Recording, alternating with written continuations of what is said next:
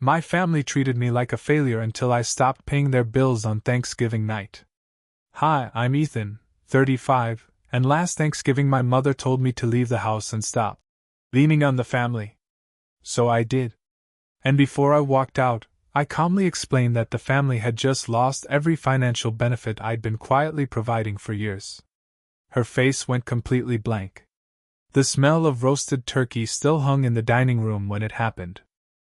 I had just set the cranberry dish on the table, homemade, because of course I still tried. Thanksgiving used to be my favorite holiday. One day a year when my family pretended we actually liked each other. But the second I walked through my parents' front door that afternoon, I felt it, that thick, uncomfortable pressure in the air that means something's about to go wrong. My older brother Daniel was already there with his wife Lena and their kids, Sophie, 10, and Caleb, 7. They were sprawled across the living room like they owned the place. Shoes off. Coats tossed. Kids glued to tablets. Same routine every year. "Oh wow," Lena said when she saw me. "You actually made it." I smiled the way you do when you're used to comments like that, and no longer have the energy to react. Mom was obsessing over the table settings, moving forks half an inch at a time. Dad was in the kitchen carving the turkey, pretending everything was fine, his specialty. From the outside, it looked like a perfectly normal holiday. Inside? Not even close. I work as a senior risk consultant in Boston. 60-hour weeks.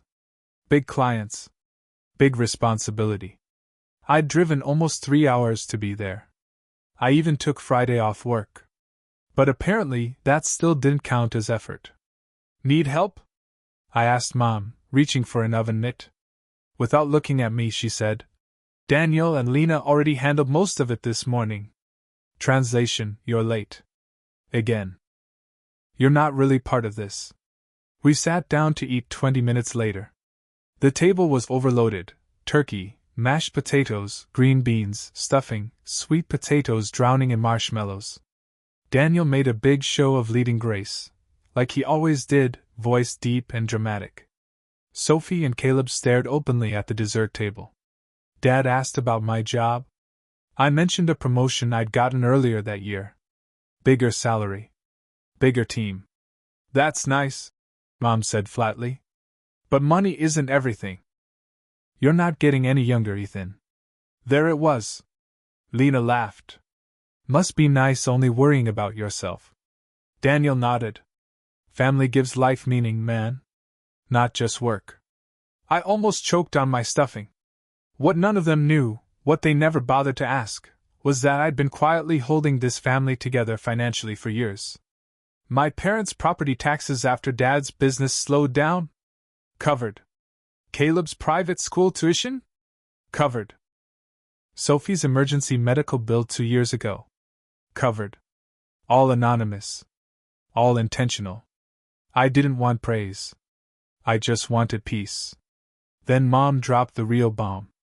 "We're giving the lake house to Daniel and Lena," she said, passing the gravy. "They have children. It makes sense. The lake house. Worth about $320,000 even in its rundown state. My childhood summers lived there. And," Lena added casually, looking straight at me, "we'll need help fixing it up. You're doing well, right?" That's when Mom turned to me and said the words that changed everything. "It would be nice if, for once, you actually contributed something meaningful to this family." The table went silent. I set my fork down. And that's when she told me to leave. I stared at my mother for a second like she just told me the sky was green. "You want me to leave?" I asked, because sometimes I like to give people one last chance to hear themselves out loud. Mom dabbed the corner of her mouth with her napkin, calm as a surgeon. "Yes. I think it would be best. You always bring this tension. And I'm not doing this on Thanksgiving." Daniel didn't say anything. He just kept chewing, eyes fixed on his plate like the mashed potatoes were giving a TED talk. Lena's lips twitched, fighting a smile. She wasn't even trying to hide her satisfaction anymore. Like this was a long-awaited episode finale, and she finally got her favorite outcome. Dad cleared his throat. Now, honey. Mom snapped her head toward him. Robert, don't. And Dad immediately shrank back into silence. That's how it worked in our house. Mom was the weather. Everyone else just carried umbrellas. Sophie looked up, sensing something was wrong. Caleb, bless his tiny oblivious soul, kept eating like the drama was background music. I wasn't yelling. I wasn't slamming anything. I just stood up, folded my napkin, and placed it down neatly beside my half-eaten plate. All right, I said. I'll go. Lena leaned back in her chair like she'd won a prize. Wow. So dramatic. I turned slightly, still calm. I was asked to leave. I'm leaving. That's literally the opposite of dramatic. Daniel finally glanced up, but his expression wasn't concern. It was irritation, like I'd ruined the flow of the meal. Ethan, he said, voice low. Just sit down. Mom didn't mean it like that. Mom cut in immediately. I meant it exactly like that. There was the real truth, served hotter than the gravy. I walked to the hallway closet, pulled my coat off the hook, and started putting it on slowly. I could feel my pulse in my neck, but I kept my face neutral. I've sat across from furious executives in conference rooms where millions were on the line. My family wasn't going to see me crack in a hallway. Lena followed me, arms crossed. You're really doing this? She asked. I buttoned my coat. I'm respecting Mom's wishes. She scoffed. You always have to make everything about you. That line hit something in me, not like an insult, but like a switch. Because I suddenly realized, it didn't matter what I did. In their minds, I was always the problem. Not the guy quietly making sure the lights stayed on. Not the brother who paid for their kids' tuition without ever breathing a word of it. Just the selfish one, because I didn't show up weekly with a casserole and a smile. Mom appeared behind Lena, arms stiff at her sides like she was bracing for impact. If you can't be part of this family, Ethan, then stop trying to rely on us for approval. I almost laughed. Not because it was funny, because it was so absurd it crossed into comedy. Rely on you? I repeated. Mom lifted her chin. Yes. You come here acting like you're better than everyone, waiting for praise. Well, you're not going to get it. The irony nearly took my head off. I looked past her at the dining room. Daniel was still seated. Greg, sorry, Daniel. No, my brother Daniel was seated like a statue, letting Mom do his dirty work. Dad hovered in the kitchen doorway, looking like a man who regretted every decision that had led him to this moment, including possibly marrying my mother. And inside my chest, that tight knot I'd carried for years suddenly loosened. Because I didn't feel sad anymore. I felt clear. Okay, I said quietly. If we're being honest, then before I leave, I should probably handle one small piece of business. Lena frowned. What business? I pulled my phone out. My hands were steady. I scrolled to a contact and hit call. Mom's eyes narrowed like she hated the sight of me doing anything with confidence. The call connected quickly. Hi, I said into the phone. It's Ethan. I need you to stop every recurring payment we discussed. All of them. Effective immediately. Mom blinked. Who are you calling? I ignored her. Yes. Everything. I'll send you the updated list tonight. Lena's face shifted. Not fear yet. Just confusion. The kind of confusion that comes right before people realize they're standing on a trapdoor. I ended the call and slipped my phone back into my pocket. Mom's voice rose. You can't even put your phone away. This is exactly. I cut her off, still calm. No, Mom. This is exactly what you wanted. Dad stepped forward. Ethan, please. Let's just talk. I looked at him, and for a second my anger softened. Because Dad wasn't cruel. He was just weak. And weakness, over time, hurts people just as much. I am talking, I said gently. I'm just making sure everyone understands what life looks like after today. Daniel stood up then, finally. What are you doing? I met his eyes. I'm leaving, I said. like Mom demanded. I paused. And I'm making sure the family stops relying on me. That was the moment Lena stopped smirking. Because she finally heard the words the way they were meant. Not as drama. As a warning. The hallway felt smaller now. Too many bodies. Too much air sucked out of the room. What do you mean, relying on you? Daniel asked, his tone sharper than before. Defensive. That was new. I turned to face all of them, Mom, Dad, Daniel, Lena, standing there like an accidental intervention nobody had planned. I mean exactly what I said, I replied. You told me to stop relying on this family. So I am. But that goes both ways. Mom crossed her arms. You're being ridiculous. I nodded once. That's what you think. Until Monday. Lena laughed nervously. Okay, seriously. What are you talking about? I took a breath, not because I was angry, but because this was the point of no return. Mom. Dad. Your property taxes? Mom scoffed. What about them? The ones that have been paid every year since Dad's business slowed down. I continued. Those were paid through a company called Northbridge Property Solutions. Dad's head snapped up. That's the management firm. I shook my head. No. It's a shell company. One I created. The silence that followed was so thick it felt physical. Mom frowned. That's not funny. It's not a joke, I said calmly. I set it up 5 years ago so you wouldn't have to worry about losing the house when the tax bills started stacking up. About $11,500 a year.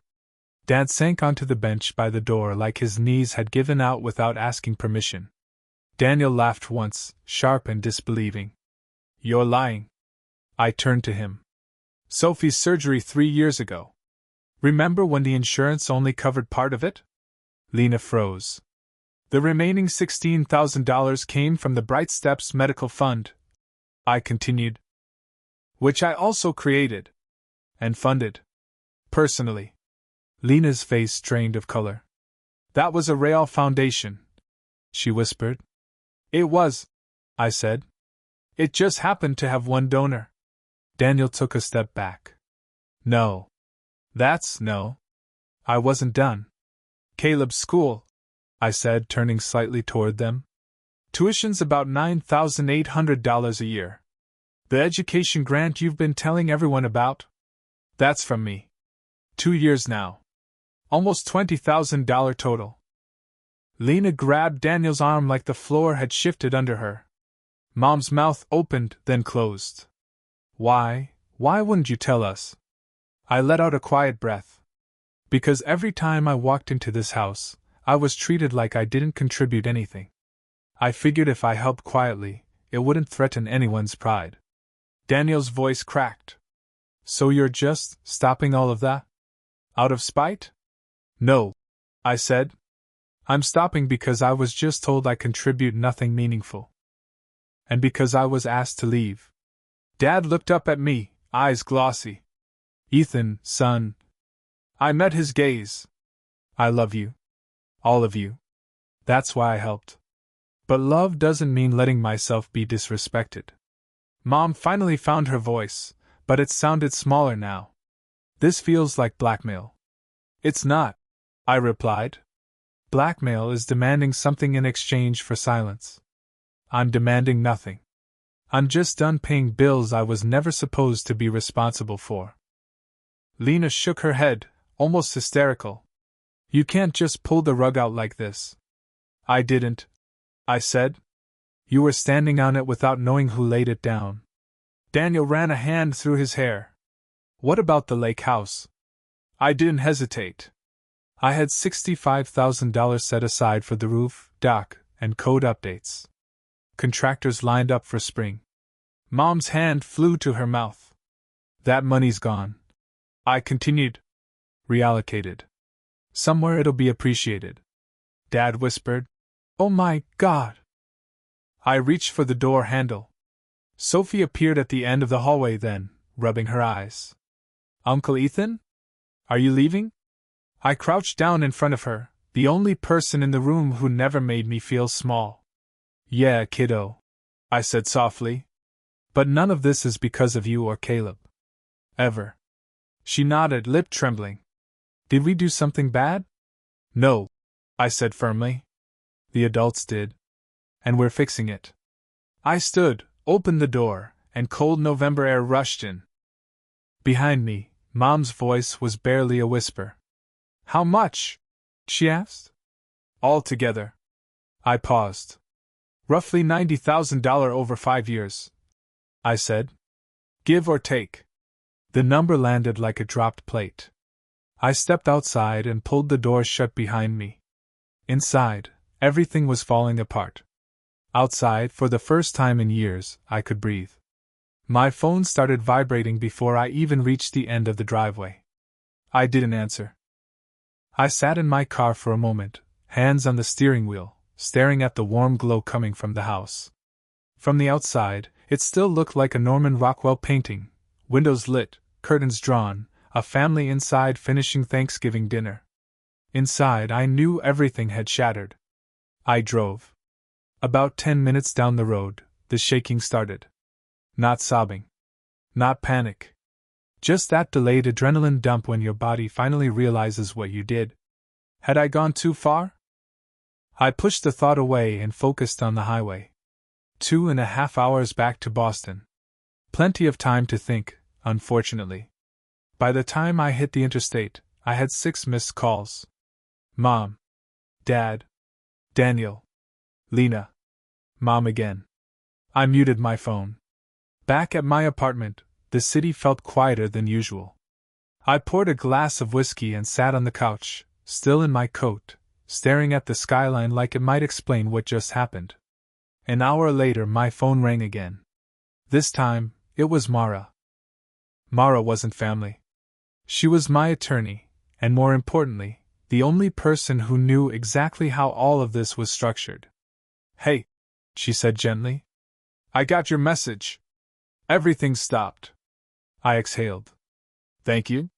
Do you want to tell me what happened? She asked. I gave her the condensed version. Thanksgiving. Lake house. You don't contribute. Being told to leave. She was quiet for a second. Then she said, Ethan, you didn't overreact. That hit harder than I expected. They're calling me nonstop, I admitted. Part of me feels like I just nuked my own family. You didn't nuke them, Mara said.